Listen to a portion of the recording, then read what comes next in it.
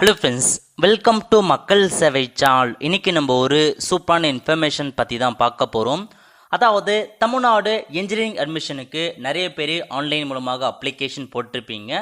இப்போ உங்களுக்கான document verifications இருக்கு பாருங்க, அதுக்கான ப்ராசஸ் போயிட்டு இருக்கு.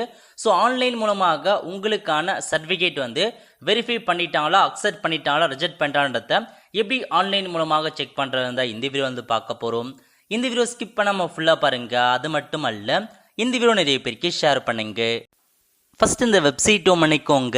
இந்த வெப்சைட்கான லிங்கை நான் டிஸ்கிரிப்ஷன் கொடுத்துட்றேன். tneaonline.org இதான் பார்த்தா அஃபீஷியல் வெப்சைட். ஓகே, தமிழ்நாடு அரசு இன்ஜினியரிங் அட்மிஷனுக்கு நிறைய பேர் அப்ளை பண்ணியிருப்பீங்க. அதுக்கான அப்ளை பண்ணுறதுக்கான டேட் பார்த்தா முடிஞ்சிருச்சு.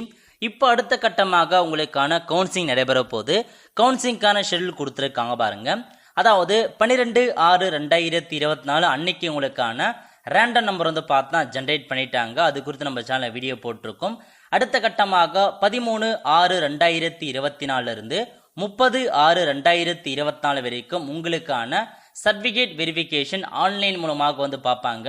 நீங்க இந்த அட்மிஷனுக்கு அப்ளை பண்ண சொல்ல ஆன்லைன் மூலமாக டாக்குமெண்ட்ஸ் எல்லாமே அப்லோட் பண்ணிருப்பீங்க. அந்த எல்லா டாக்குமெண்ட்ஸுமே டிஎஃப்சி சென்டர் இருக்க பாருங்க, அங்க இருக்க ஆபீசர் ஆன்லைன் மூலமாகவே உங்களுக்கான டாக்குமெண்ட்ஸை வெரிஃபை பண்ணிட்டு வராங்க. இப்பயும் பண்ணிட்டு தான் இருக்காங்க. ஸோ இப்போ உங்களுக்கான அந்த சர்டிஃபிகேஷன் எப்படி நம்ம செக் பண்ணலாம்னா, அகைன் நீங்க ஹோம் பேஜ் போயிடுங்க. இதிலே கொடுத்துருக்காங்க பாருங்க, சான்றிதழ் சரிபார்ப்பு நிலையை கண்டறிய வெப்சைட்டை போய் நீங்க செக் பண்ணலாம். அதில் உங்களுக்கு இன்ஸ்ட்ரக்ஷன்ஸ் கொடுத்துருக்காங்க. நீங்க உள்ள லாகின் பண்ணதுக்கு அப்புறம் இன்கம்ப்ளீட் அப்படின்னு இருக்கு அப்படின்னா உங்களுக்கான டாக்குமெண்ட்ஸ் இன்கம்ப்ளீட்டா இருக்குன்னு அர்த்தம். அந்த மாதிரி இன்கம்ப்ளீட்னு வந்துச்சுன்னா எல்லா டாக்குமெண்ட்ஸுமே ஒரே பிடிஎஃபா நீங்க மெர்ஜ் பண்ணி அப்லோட் பண்ண சொல்லியிருக்காங்க. அப்லோட் பண்ணிட்டு நீங்க வெளியே வந்துடலாம்.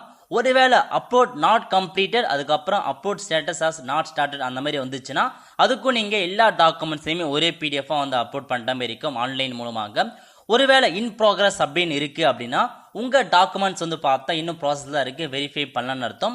ஒருவேளை கம்ப்ளீட்டட் சக்சஸ்ஃபுல்லினா உங்களுக்கான டாக்குமெண்ட்ஸ் வெரிஃபிகேஷன் ஆயிடுச்சுன்னு அர்த்தம். ஓகே, இப்போ உங்க ஸ்டேட்டஸ் எப்படி செக் பண்ணலாம்னா இருக்கு பாருங்க, லாகின் இந்த ஆப்ஷன் நீங்க கிளிக் பண்ணீங்கன்னா இந்த மாதிரி தான் ஒரு பேஜ் ஓப்பன் ஆகும். ஓகே, இதில் போயிட்டு நீங்கள் அப்ளை பண்ண சொல்ல மெயில் ஐடி கொடுத்துருப்பீங்க, அதேமாரி பாஸ்வேர்டு கொடுத்துருப்பீங்க.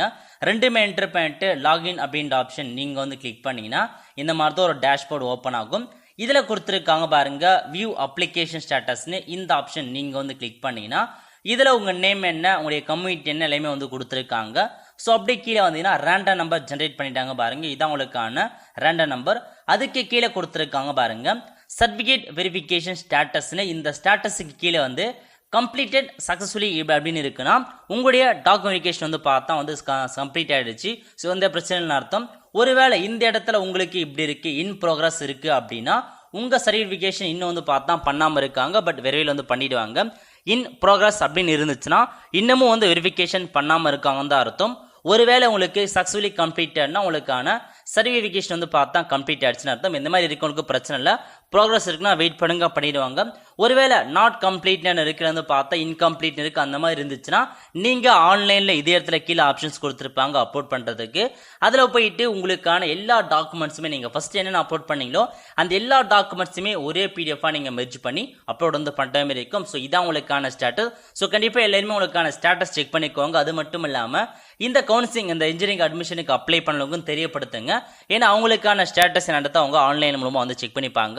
ஸோ இந்த மாதிரி தான் நீங்க உங்களுக்கான ஸ்டேட்டஸ் செக் பண்ற மாதிரி இருக்கும். ஓகே, ஸோ டாக்குமெண்டேஷன் பார்த்து இந்த மாசம் 2 வரைக்கும் கண்டிப்பா நடைபெறும். 30/6/2024 நடைபெற போது.